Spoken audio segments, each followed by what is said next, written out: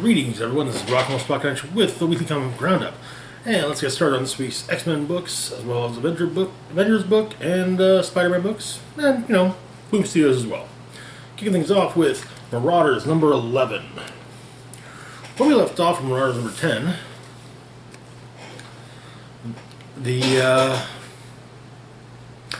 Marauders had a victory over yet another against the forces of presumably Russia. However, the Five have proven unable to revive Kate Pryde.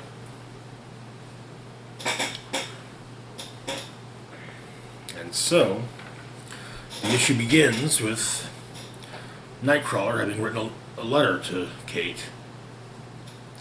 Dear Castian, you've been missing you've been missed terribly while you've been gone. Our hearts were broken. Iceman especially has had a difficult time. He's just distanced himself from everyone, including the White Bishop. Check in with Bobby when you get this. I write you every day so you will miss none of the goings-on. Hellfire Bay is in good hands. The Marauder continues to bring mutants home. Here's the latest gossip. Young Cable is dating the Cuckoos. Mein Gott! Oh, some fun news in these tumultuous days. A tiki bar is opened on the island. I think we're all considering a soft opening until you've had a chance to christen it. When we meet again.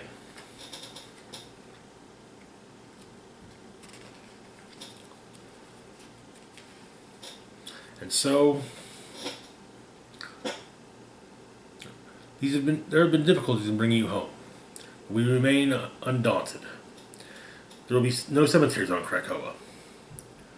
And so, we thought until we are reunited, that we would give you to the sea. And so, Kate is given something of a Viking funeral.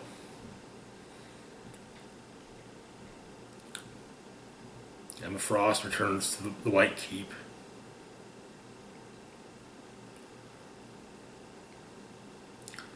However, her mourning is interrupted by a rather loud crash.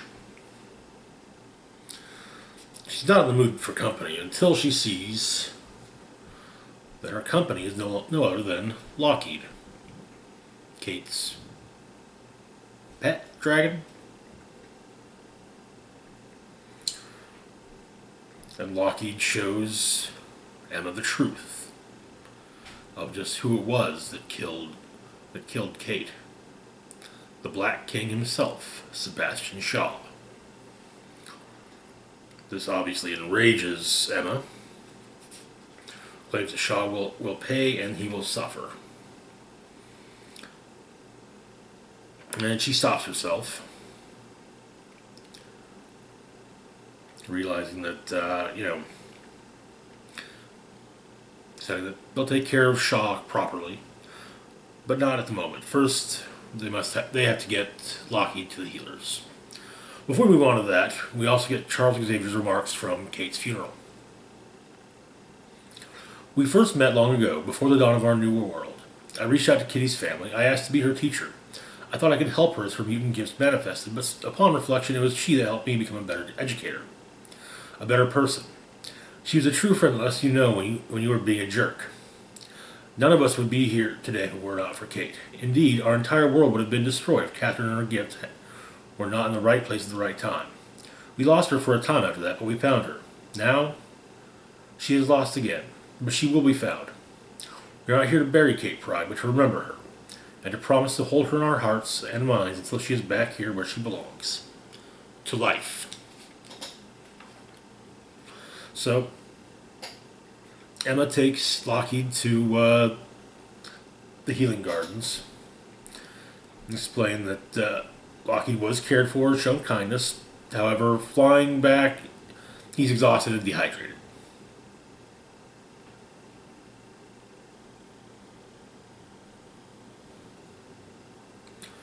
And Emma once again asks Charles to try resurrecting Kate.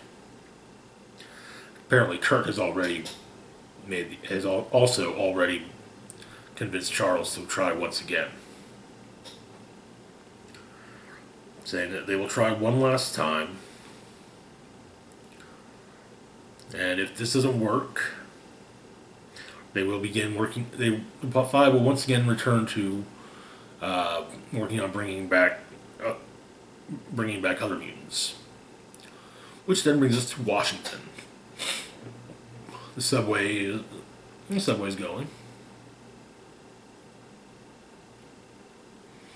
Gets to a spot to change for the orange line, and just about everybody gets out, except for two passengers.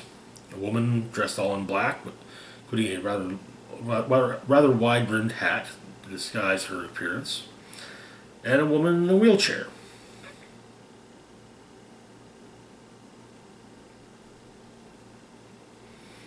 The woman in the wheelchair was fairly certain she recognized the woman in the hat, though she couldn't be sure with the hat pulled so low. The meeting was arranged by some friends of the woman in the hat, and the woman in the wheelchair appreciates the discretion, as the woman in the hat is revealed to be Storm.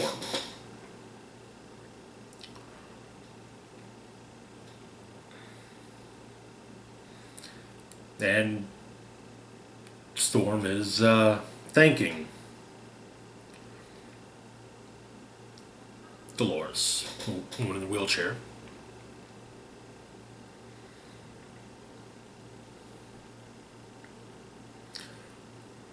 And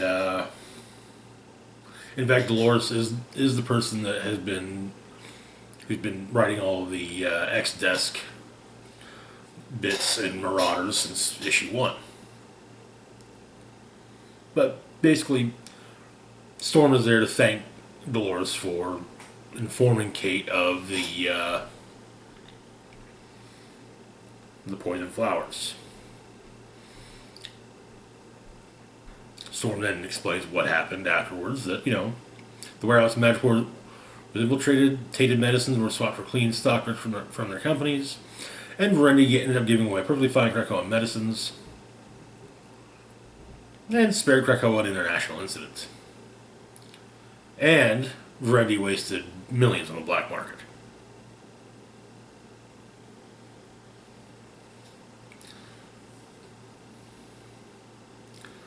And Dolores then thanks Storm for the Krakoan drugs that have basically brought Dolores' mother back to her.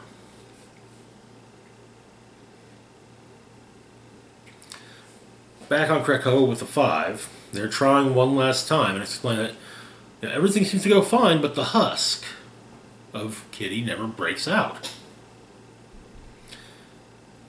And then Emma has an epiphany. But after Kurt mentions that, that there's something unique about her physiology and she's out of phase. They will guide her back, and, well, Emma gets it.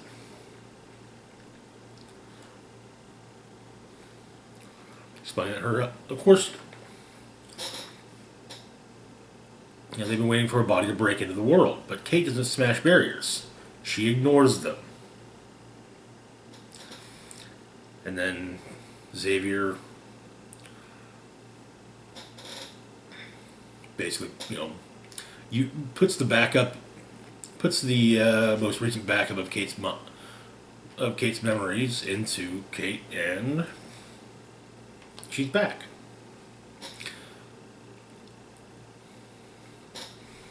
When the Five was like, okay, so now, great, so the other ones were viable. Of course. Explained it took 18 tries for Kate to be resurrected, which Nightcrawler does find interesting. Though I'm sure that's something that will be mentioned at a later date.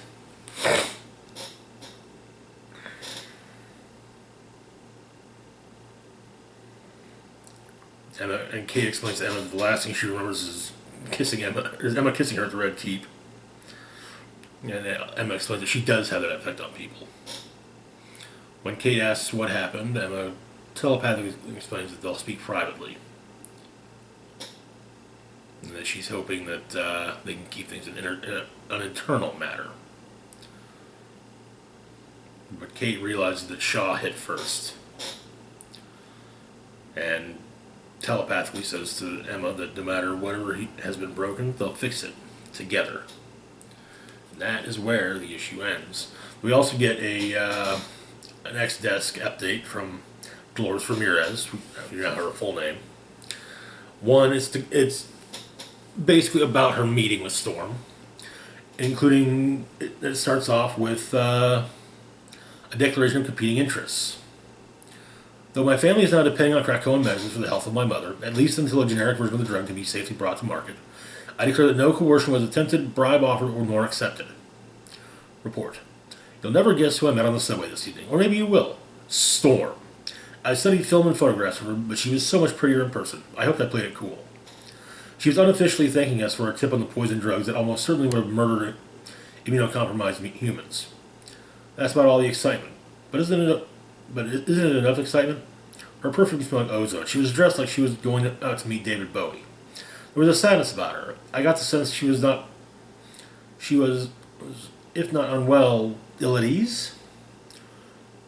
I know we don't know much about how the mutant government works, but how could a powerful woman and leader of the X-Men not be one of the voices of their nation?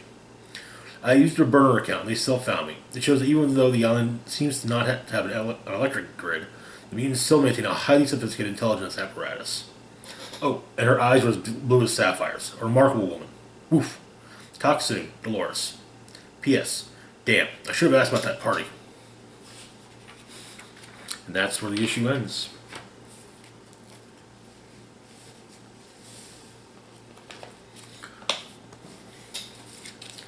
Which brings us next to X-Force number 11. Where we left off, well, X-Force has been similarly busy as the Marauders. In the Healing Gardens, Beast, Cecilia Reyes, and Sage are performing an autopsies on soldiers that were captured.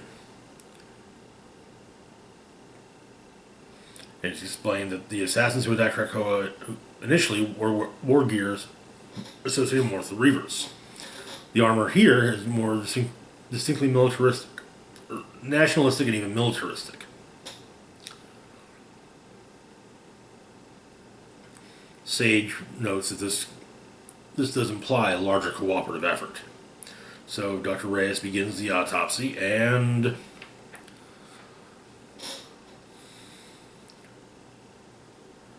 basically a smaller, skinless thing pops out. Grabs the scalpel from Dr. Reyes, stabs her in the throat with it.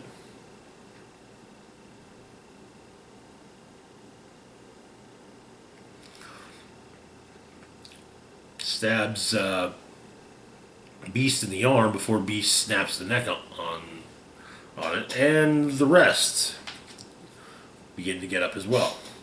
Basically, Beast explains these appear to be basically Russian nesting dolls. So while Sage and Beast are going after the second, I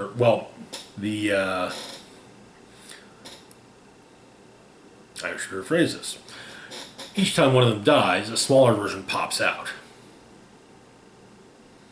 And the smaller versions pop out of the other corpses as well.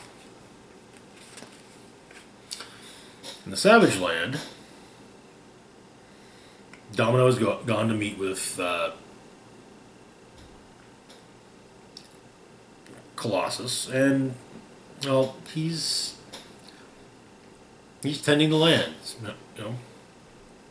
helping with the growing of Krakoan plants. And Domino's trying to get him to come back, but he's just like, sorry, this is what I need. He's a farmer. It's in his blood.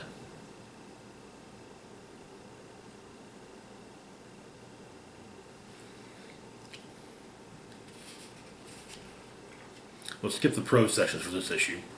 Back on Krakow at the point, one of the nesting dolls has infiltrated their security system and discovered Xavier's location.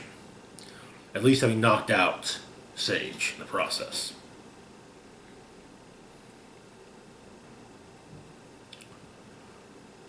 In the Savage Land, Colossus notices that the Madroxes are being rather quickly summoned home.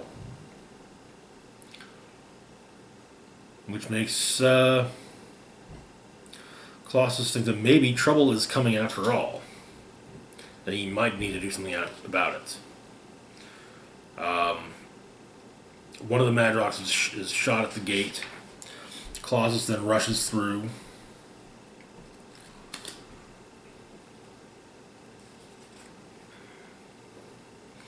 And yeah, the X-Men are embroiled in battle with the biomechanical thing, as well as the remaining nesting dolls.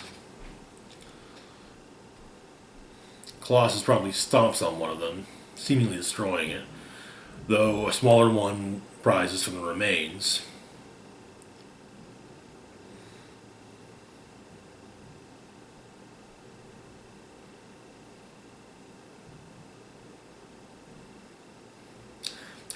Beast is beginning to think that, however, that nesting dolls are more of a diversion. Meanwhile, Black Tom has gone to take the professor to what's basically a panic room. And which leaves one of the nesting dolls, having discovered Xavier's location, to make its move on the Cerebro sword. Domino decides to stop using bullets for the nesting dolls and figure, well, okay, I shoot one of these things, the smaller one pops back out. Eventually we have to use microscopes to, go after them, so, grenade. Can't divide by zero.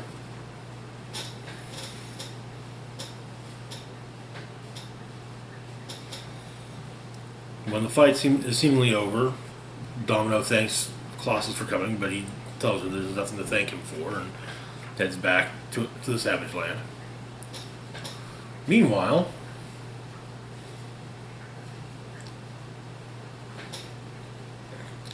elsewhere in the Savage Land, it appears that maybe not all of the Cuckoos are involved with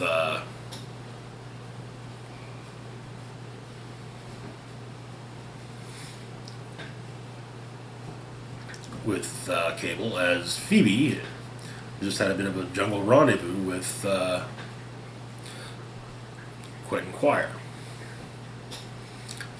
As he's walking, he is, of course, thrilled about this. When the Russian nesting doll with the Cerebro sword stabs Quentin through the back with it, and then kicks him into a gate.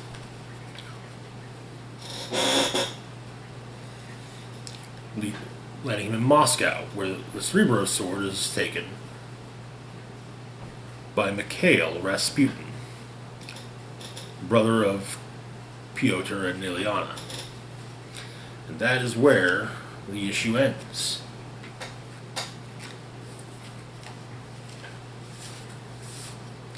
Which then brings us to Hawkeye Freefall number 5. To be fair, I honestly was, until a few weeks ago, thinking that this was only going to be available via digital until a trade of the miniseries came out, but it was announced a couple weeks ago that the last 2 issues would be coming out this month and next month, so huzzah. Where we left off, Hawkeye had been leading a secret double life as Ronin, again. This time, however, Ronin was a bit more brutal, going after the Hood's operations, killing his men, stealing money, with money that Hawkeye was then using to fund fund charities within New York. All of this, of course, led to created something of a rift between him and his girlfriend, the night nurse. Also, was beginning to form rifts between him and the various members of the superhero community. One way that he was able to pull all of this off was, in fact, the use of a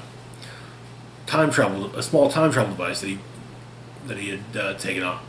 He'd gotten during one of the Avengers' various adventures involving Kang. So, however, that's been damaged. Last issue, he had recruited a Skrull who had been in hiding since the Secret Invasion to help to masquerade as him. As Ronan, to be exact. While Clint joined up with a bunch of heroes to track down Ronan. It didn't really pan out. However,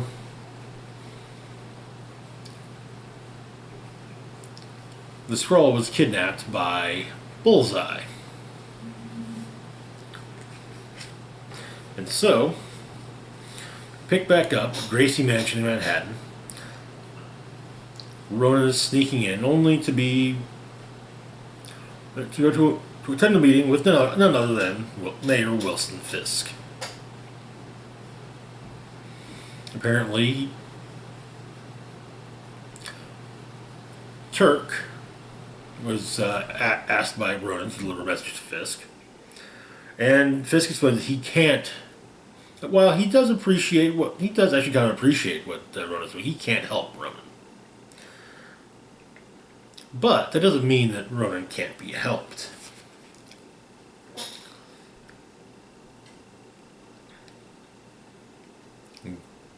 Well, Count Nefaria is willing to offer his assistance for, $2 million.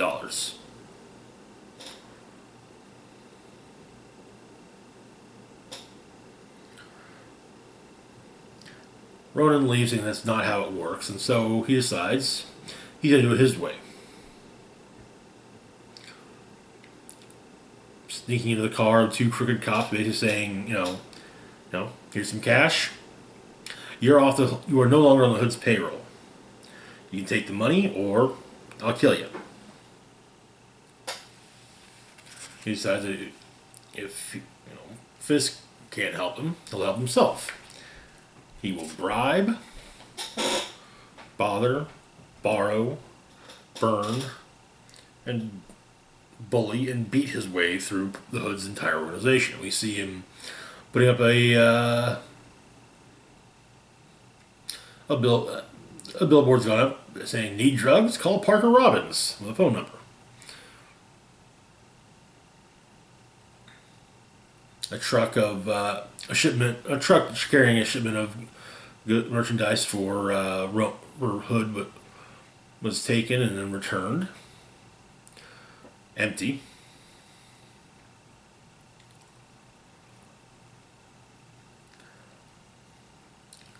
His boat is burned.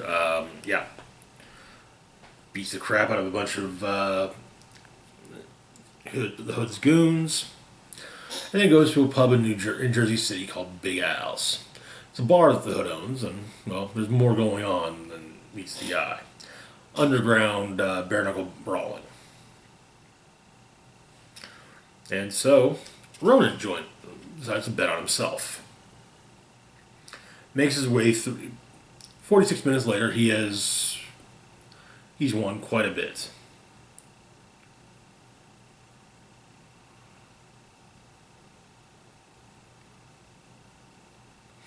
Explaining that it's not too terribly much because, in the first fight, nobody would bet on him, so Clint did pretty well for himself. But after the third fight, nobody would bet against him. And after the bar is cut, it's almost every dollar that was bet. But there was one person who did bet. There was one other person who started betting on him. The Hood. So, Ronan is congratulated and asked not to return.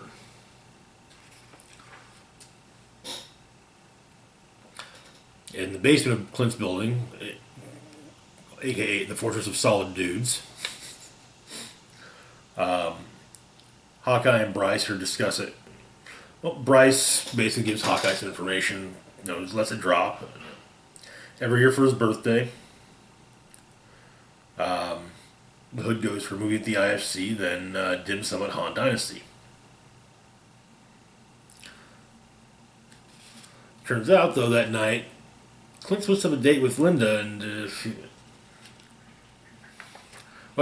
he decides that the Upper West Side, bottom of the theater, goes to the restaurant, and, it's been booked.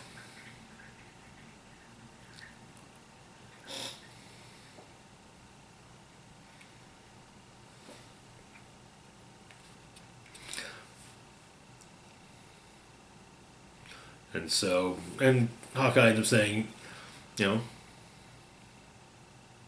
try to shoot an Avenger in the middle of your favorite restaurant? Though the Hood says that he has people for that, and Hawkeye promptly beats them up. Takes a hit himself, but, just one. Turns out that Wesley Owen Welch is having dinner with him. As in the loyal assistant of Mayor Fisk.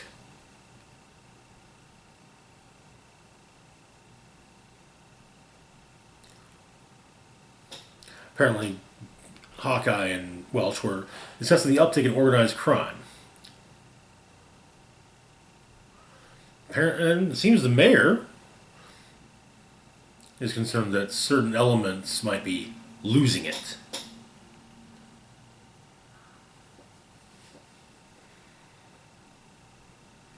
No, it tells Welch to, tell Mr. Fisk that there's no reason for concern and to mind his own business. Kindly. As Wesley leaves, he does inform Hawkeye, however, that Hawkeye is considered to be indebted to the Kingpin. Back at the Fortress of Solid Dudes, Bryce gets a call from Hawkeye.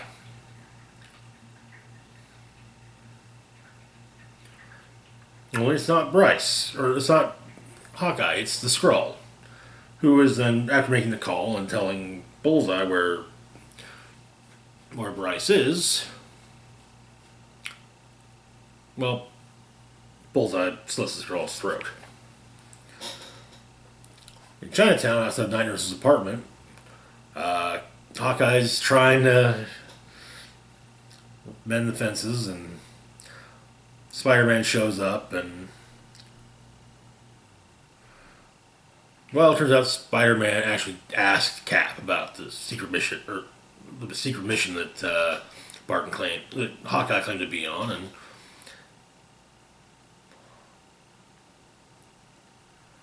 so now Cap's asking, "What's going on, Clint?" And then Night Nurse interrupts him and basically gives both Spider-Man and Hawkeye all manner of grief for wondering about for potentially accusing Hawkeye of doing anything questionable. Pointing out that there have been times both Hawkeye or Cap and Spider-Man had to do some questionable things, and who's someone who has stood beside, who's one of the ones who've been the first to stand by their side? Hawkeye. So,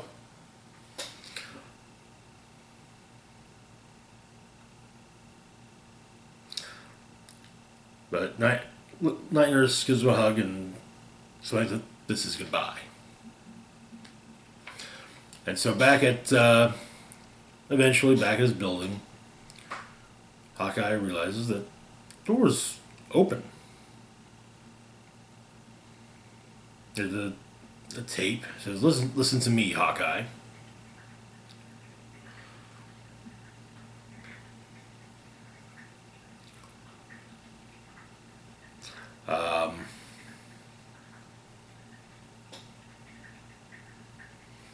Bullseye explained that he's kind of embarrassed to admit that it took him so long to realize that he was Ronin, but, he did realize it.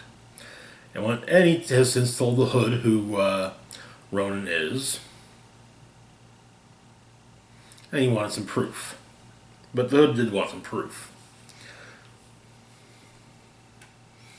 And Hawkeye finds Bryce with a handful of arrows stuck in him. And Hawkeye explains that, or Bullseye explains that he borrowed some clothes because, well, Hawkeye, his had some blood on him.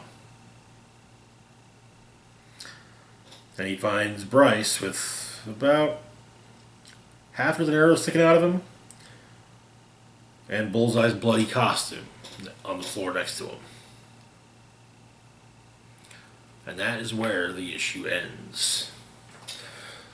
So it looks like Hawkeye will be returning the favor, but of assuming Bullseye's identity, because Bullseye briefly was Hawkeye during Dark Reign. Which then brings us to Venom number 27. Where we left off in Venom, after meeting with the Avengers and explaining what's going on with Null to them, Venom was attacked by Virus, seemingly wearing some kind of Iron Man suit. Venom and Dylan made their way to the Maker, who it turns out had taken the Venom symbiote from the Ultimate Universe and utilized it for himself, and was working on a portal to go back to his world. The portal worked, but the Maker wasn't the only one to go through. Maker ended up in the Ultimate Universe. However, Venom and Virus ended up elsewhere. And it seems to be someplace very friendly to Null. And so,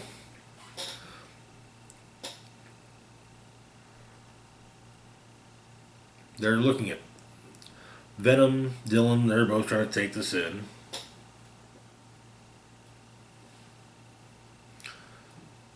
However, Virus followed them, and well,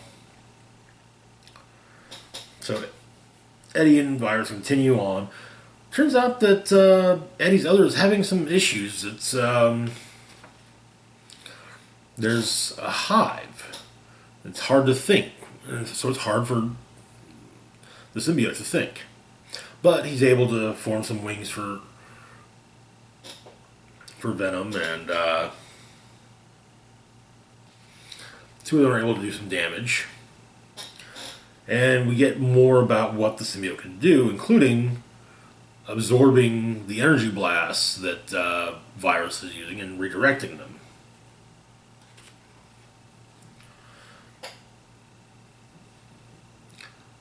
Venom goes back up to Dylan, and the Venomized Avengers are there.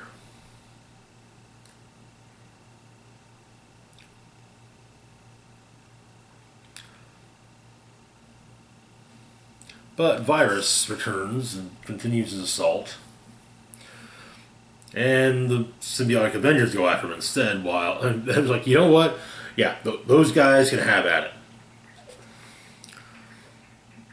Virus uses some of his anti-symbiote weapons on the Avengers, and, well, it does not go as well as planned. In the sewers,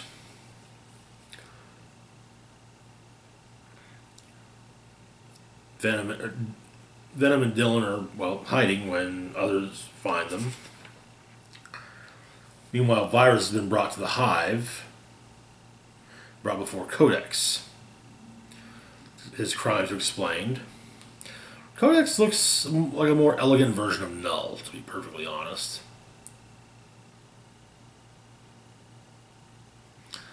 Turns out the armor is keeping Virus alive, but the helmet's removed, and Codex looks upon Virus and says that he has no idea who Virus is. Back with Venom, their subterranean rescuer bears a rather striking resemblance to the Venom symbiote when utilized by Flash Thompson. even stating that they're just an agent. Of course, makes Eddie think that it's Flash, of course. Turns out Flash was the president of what used to be the United States. And so Eddie basically pulls his symbiote back from his head, and the agent does the same, revealing to be Annie. Eddie. Basically, this reality's version of Eddie's ex-wife, and Dylan's mother, for that matter.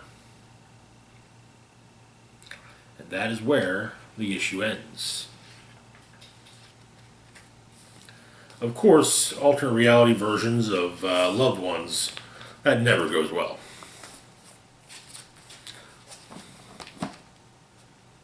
Next up, we've got Ghost Spider number 9. Where we left off here,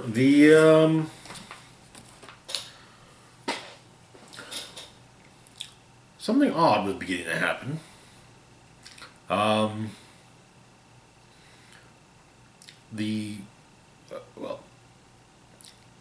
Media darlings Sue and Johnny Storm reappeared after being lost for 5 years, and somehow, while Gwen was helping somebody else, was helping someone, well, somehow there was a fireball thrown during all of it. Which wasn't thrown by Gwen, obviously. Fire's kind of not her thing. Symbiote and whatnot. Also, the last time she was on Earth 616, Peter told her about about Kamala's Law, which was enacted after Kamala Khan's recent injuries. And so, on totally not Instagram, the Storms invited Ghost Spider to join them for an awesome superhero team-up. Though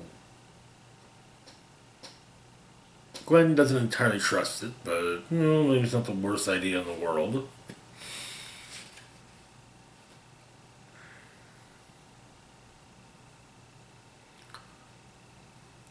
And so she goes downstairs, eats something, has a bit of an argument with her dad, mainly about the fact that she had rushed into a burning building that previous night.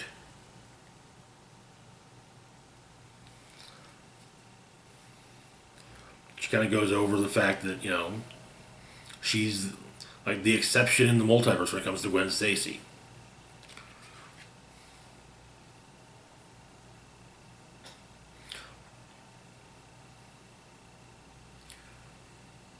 But Gwen tells her dad about about Kamala's Law, and he actually kind of parents worry, and sometimes their worry makes them move too fast and make mistakes. If she had been, and he goes on to add that if Gwen had been hurt badly or that badly before he knew the truth, he can't promise that he wouldn't have done the same. He wouldn't have done something similar to what. But she kisses her dad goodbye and then goes out and talking with Betty from the band, the Mary Janes, and she decides, okay, she'll make so she makes a page on the totally not Instagram and continues on. It goes by to see the Bodega Bandit. His hamster's still missing, but she's looking for it. She gets a message from the Storms that they're thrilled to team up with her. But afterwards, it does appear that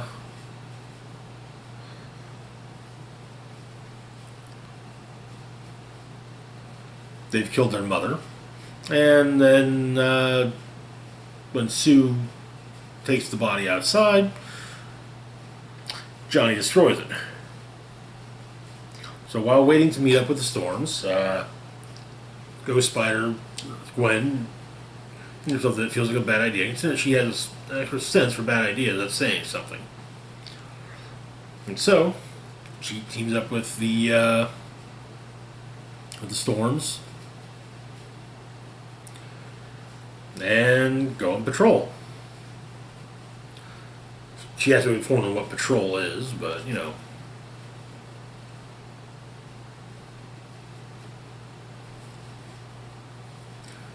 We do get a brief single panel flashback to them in Liberia dealing with Victor Von Doom. And they do say that they've had some bad experiences with doctors over the years. And while she tries to talk about, while Gwen tries to find out where they got their powers, it's promptly shut down. She does also explain, but Gwen also explains to the Storms just, some of the underworld power layout, or power structure.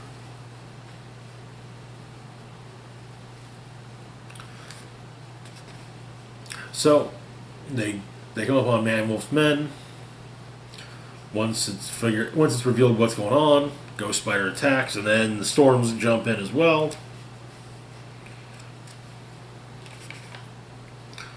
And,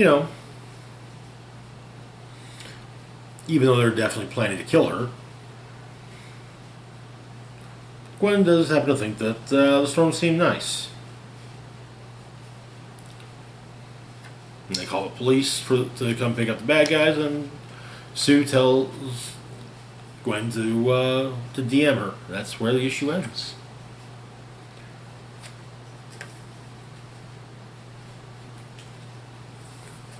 Which brings us to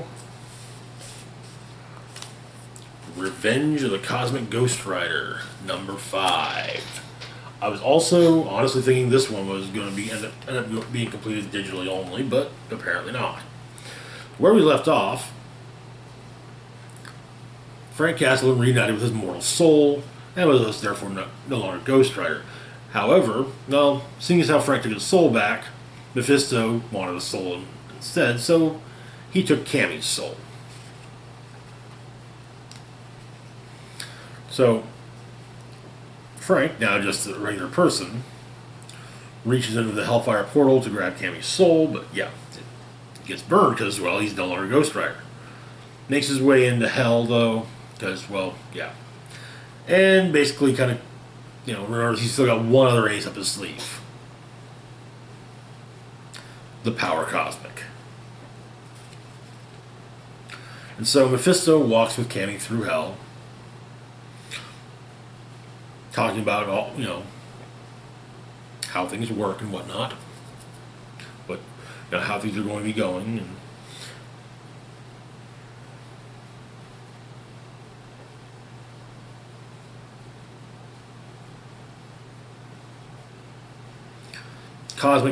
now just Cosmic Punisher makes his way through Pandemonium. Of course, he's not going to be able to get through easily, but yeah.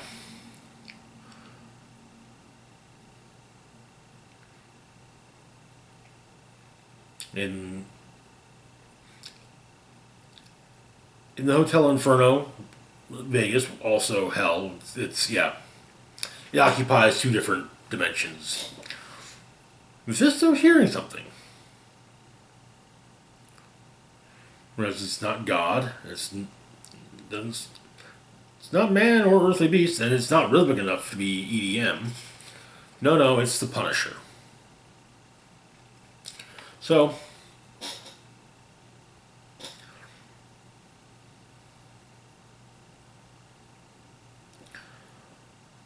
but because of the dual-dimensional status of the Hotel Inferno,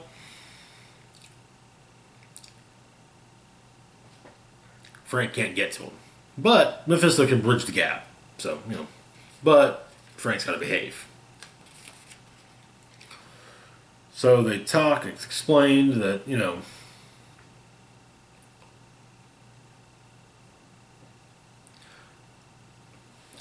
but yeah. And you know,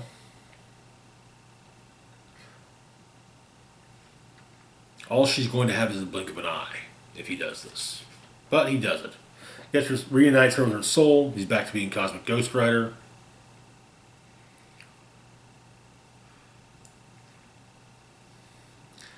But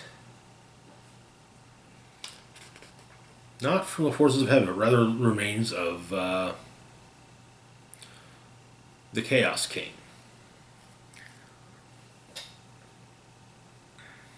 Or the Cosmic King.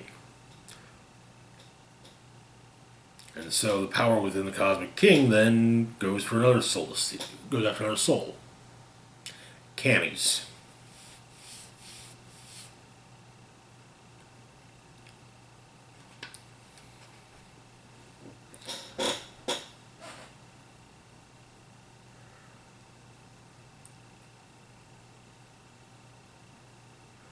Months later,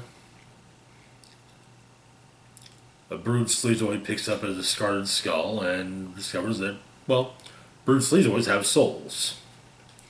As this is, in fact, the skull of the Cosmic Ghost Rider. And he basically begins slaughtering his way through a Brood encampment.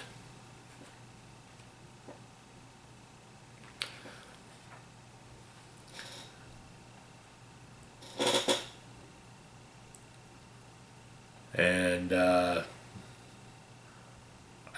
from the sounds of it, he is planning to basically try and save Cammy from the Cosmic King. But that is where the issue and the miniseries itself comes to an end. Which then brings us to Something is Killing the Children number 9. Where we left off, the babies of the initial monster, well, they're on the loose. And around the same time that the townspeople are identifying the various bodies that have been found. And it's been suggested that,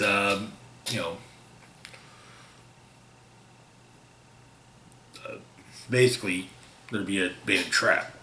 So, two kids are walking around outside the school near the woods, looking for the younger brother of one of them.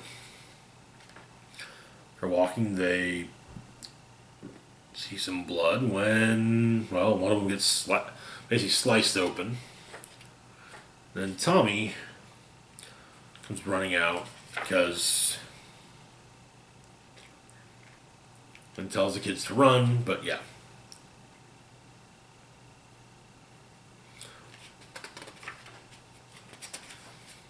Back at the hospital,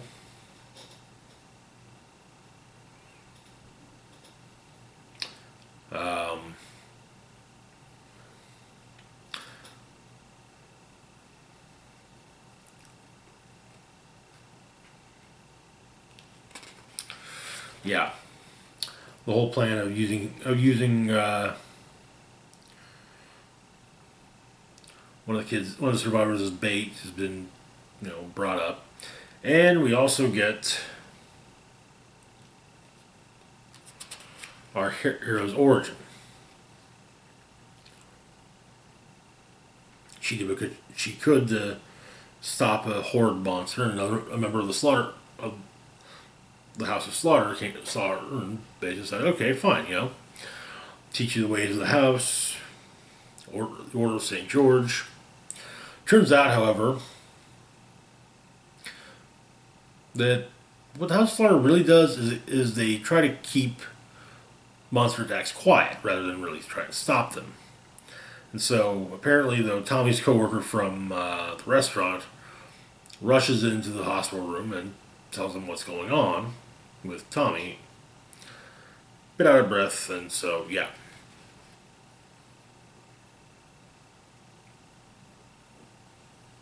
At the school gym, the sheriff arrives. Just maybe the coroner should maybe chew some gum, because there's no longer really a hint of beer on his breath. One of the deputies, however, rushes in and tells the sheriff that there were some odd noises in the woods. back with Tommy and our surviving kid. They're surrounded by the monsters. One kid tries to run and is promptly killed, landing on Tommy, and then the sheriff finds him. Right next to very brutally dead kids.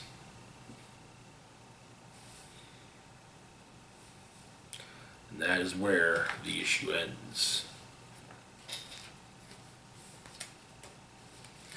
And that's it for this portion of the roundup. As always, feel free to like, share, and subscribe.